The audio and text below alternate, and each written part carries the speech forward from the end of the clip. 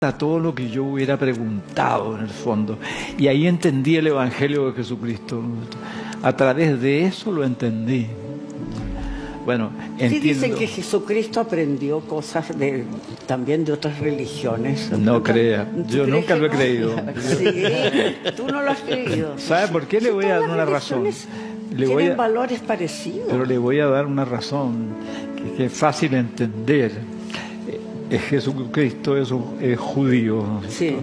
Pertenece a un pueblo que se sabe que ha hecho una alianza con Dios y que es único en el mundo. No puede recibir enseñanzas de culturas paganas. Por tanto, la sabiduría de Jesús y de los profetas hebreos es de ellos. Deriva de lo que ellos llaman la alianza. O sea, es imposible, porque si hubiera ido al Oriente a buscar esta sabiduría, él habría enseñado la meditación, habría enseñado el karma y habría enseñado la reencarnación, ¿no es cierto? Y nada de eso hay en el Evangelio. Es otra cosa distinta, es lo propio del monoteísmo hebreo, abrámico. Entonces no hay que confundir el autorrealización a través del yoga y la meditación del Oriente, que tiene un enorme valor, que lo reconozco y yo lo practico, pero el monoteísmo hebreo es otra cosa, ¿no? ¿Cree que hay otra vida después de la muerte? ¿Perdón? Si hay otra vida después de la muerte. Pero ¿Usted es cristiano? Por supuesto que la Gaby no. Vida. Yo veo a la Gaby. Según la tradición bíblica. No diagnóstica, no sé lo que hay. Según la tradición bíblica, el muerto duerme hasta la resurrección. Entonces, nuestra esperanza cristiana es que hemos sido redimidos por Jesucristo. Si tenemos nuestra fe en Él, entonces Él ha pagado por nosotros nuestro mal. Eso fue la crucifixión, la corona de espinas, ¿cierto? Y la muerte, clavado en un palo, que es lo más atroz que puede haber. Él asumió nuestras faltas. Si tú pones tu fe en Él, quedas limpio en el fondo de todas las brutalidades que puedes haber hecho en tu vida, ¿no es cierto? Y bueno, Él resucitó primero y te da a ti también el derecho de resucitar. Y resucitas con un cuerpo glorioso que es parte de la evolución en el fondo. Primero tenemos un cuerpo carnal y después tenemos un cuerpo espiritual, ¿no? ¿Pero usted cree que todo se puede limpiar?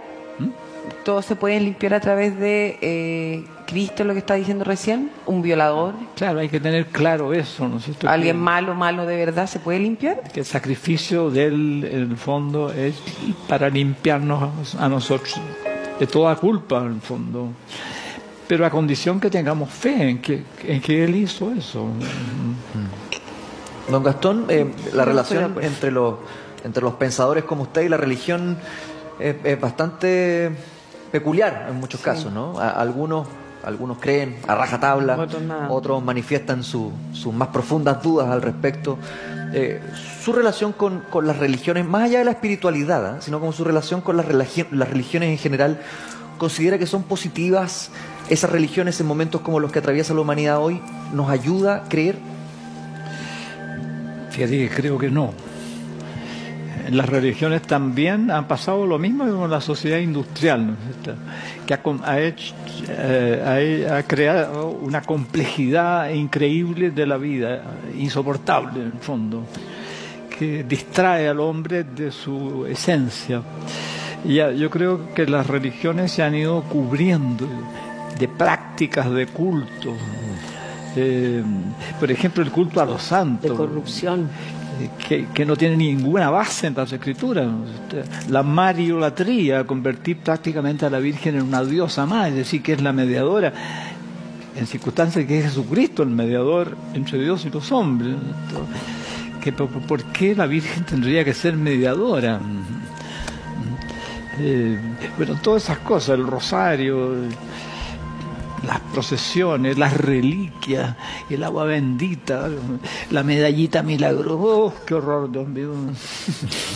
La medallita milagrosa. Y todo eso es un montón de cosas. Pero eso es fe también, es fe a ser cristiano. Espérate, voy a terminar la frase. Este montón de cosas que ha hecho en el fondo nos han ocultado a Jesucristo. Eso es lo más grave, ¿no es cierto? El cristianismo es basado en Jesucristo, es cristocéntrico.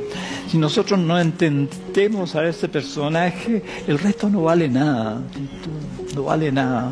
¿Y por qué a su juicio se esconde a Jesús? ¿Por qué ha ocurrido eso? Claro, ¿y por qué se esconde a Jesús entonces bajo esa lógica? Porque es un ser muy peligroso. Fíjate, un ser que dice, los últimos serán los primeros, ya de eso basta, que es un gallo muy peligroso. Claro. Después, bienaventurados los pobres en el espíritu, porque de ellos es el reino de los cielos. Bienaventurados los perseguidos por causa de la justicia, bienaventurados los que sufren, porque serán consolados. Bienaventurados los misericordiosos, los puros del corazón, porque ellos verán a Dios. Ese gallo es muy peligroso, hay que crucificarlo muy rápido antes que siga hablando y transforme al mundo entero.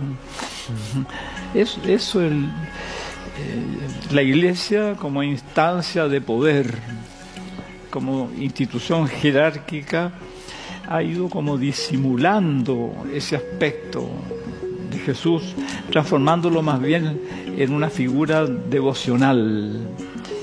Pero la esencia del Evangelio de Jesucristo es muy peligroso para el poder, muy peligroso. Don Gastón, alguna vez hablé con un sacerdote jesuita que me decía, si Jesús volviera, se daría cuenta de que fue un perdedor. Y me llamó mucho la atención ese comentario viniendo de un sacerdote, porque él hacía alusión que finalmente todo lo que él peleó y los sacrificios que hizo, en virtud de lo que pasa hoy, serían en vano. ¿Tiene usted una visión como esa o tal vez es demasiado pesimista? A ver, esto del sacrificio... Claro, de que el sacrificio habría sido en vano, en virtud de lo que pasa con el ser humano hoy, más allá de esta crisis actual, sino a nivel mundial. Bueno, el sacrificio ya ocurrió, y lo hizo para limpiarnos a nosotros de toda culpa.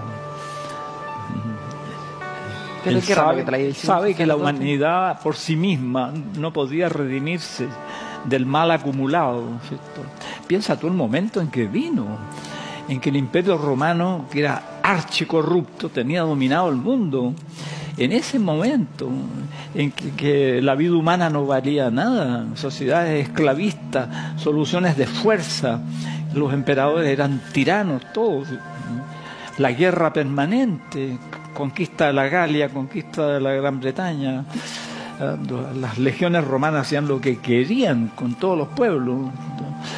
En ese momento vino.